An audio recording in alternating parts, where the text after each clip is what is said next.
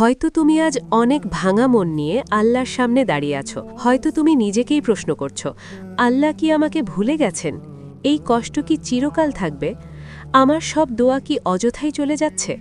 না, আল্লাহ তার প্রিয় বান্দাদের কখনো ভুলে যান না। বিশেষ করে সেই নারীকে যিনি কাঁদে শুধু আল্লাহর সামনে, যিনি রাতের অন্ধকারে তার কাছে হাত তোলে, যিনি নিজের জীবনের সব আশা শুধু আল্লাহর উপরেই রেখে দেয়। আল্লাহ যখন কাউকে বড় কিছু দিতে চান, তখন তিনি তাকে আগে তৈরি করেন, তার অন্তরকে, তার ধৈর্যকে, তার বিশ্বাসকে, সব কিছুকে। আজকের এই ভিডিওতে আমরা জানব, যখন আল্লাহ কোনো নারীকে বড় কিছু দেওয়ার প্রস্তুতি নেন, তখন তিনি 4টি বিশেষ লক্ষণ দেখান। এই লক্ষণগুলো অনেকেই দেখতে পান, কিন্তু বোঝেন না এর মানে।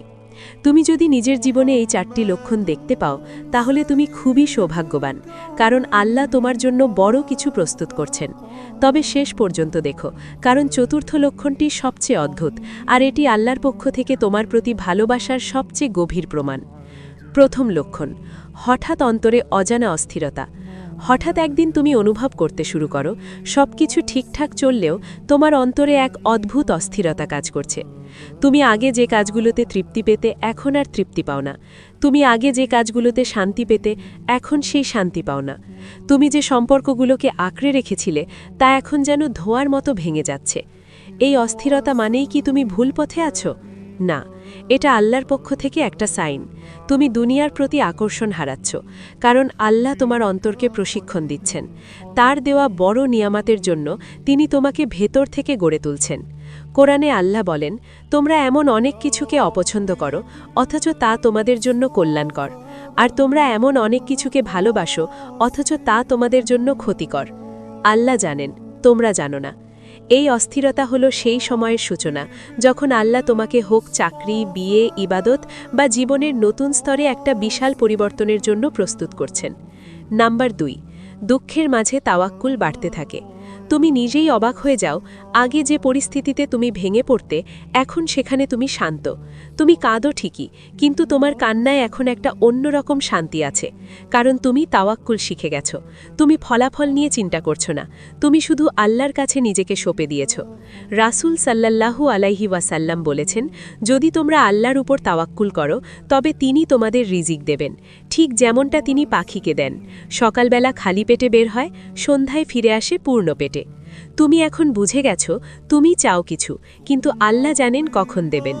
এই বিশ্বাস, এই তাওয়াক্কুল, এটাই আল্লাহর পক্ষ থেকে বড় কিছু আসার আগেই দ্বিতীয় লক্ষণ। নাম্বার 3, একাকিত্বে আল্লাহর নৈকট্য অনুভব করা। তুমি ধীরে ধীরে দেখবে মানুষ দূরে সরে যাচ্ছে। যে বন্ধু ছিল সে আর পাশে নেই, যার উপর ভরসা ছিল সে এখন অন্য কাউকে নিয়ে ব্যস্ত। তুমি একা হচ্ছ, কিন্তু তুমি এই একাকিত্বে ভেঙে পড়ছ না, বরং তুমি এই নিঃসঙ্গতার মাঝে কুরআন পড়ো, নামাজে লম্বা সেজদা দাও, রাতে চোখের পানি ফেলো, শুধু আল্লাহর জন্য। এই একাকিত্ব নিঃসঙ্গতা নয়, এটা আল্লাহর উপস্থিতি। কোরআনে আল্লাহ বলেন, আমি তো তোমার খুব কাছেই আছি। যখন কেউ আমাকে ডাকে আমি তার ডাকে সাড়া দেই। এই একাকিত্বে আল্লাহ তোমার ভেতরটা নির্মল করে তোলেন। তুমি তার প্রিয় বান্দা হয়ে ওঠো, তার দেওয়া বড় নিয়ামতের যোগ্য হয়ে ওঠো। নাম্বার 4, বারবার ভাঙার পরীক্ষা আসেই, কিন্তু তুমি ভেঙে পড়ো না। এই চতুর্থ লক্ষণ সবচেয়ে গুরুত্বপূর্ণ। তুমি একই রকম এক কষ্ট বারবার পাচ্ছ, বারবার ব্যর্থতা, বারবার প্রত্যাখ্যান, বারবার অপমান, কিন্তু এবার তুমি আর আগের মতো ভেঙে পড়ো না। তুমি এবার বলো, আল্লাহ যা করছেন তাতেই কিছু ভালো আছে। তুমি এখন আর মানুষকে দোষ দাও না, তুমি কেবল নিজেকে সংশোধন করো। এটাই আল্লাহর পক্ষ থেকে সবচেয়ে বড় প্রশিক্ষণ, কারণ আল্লাহ যখন কাউকে বড় দায়িত্ব দেন, তখন তিনি তাকে ছোট ছোট ব্যথা দিয়ে তৈরি করেন। রাসূল সাল্লাল্লাহু আলাইহি ওয়াসাল্লাম বলেছিলেন, যাকে আল্লাহ ভালোবাসেন তাকে তিনি পরীক্ষা করেন।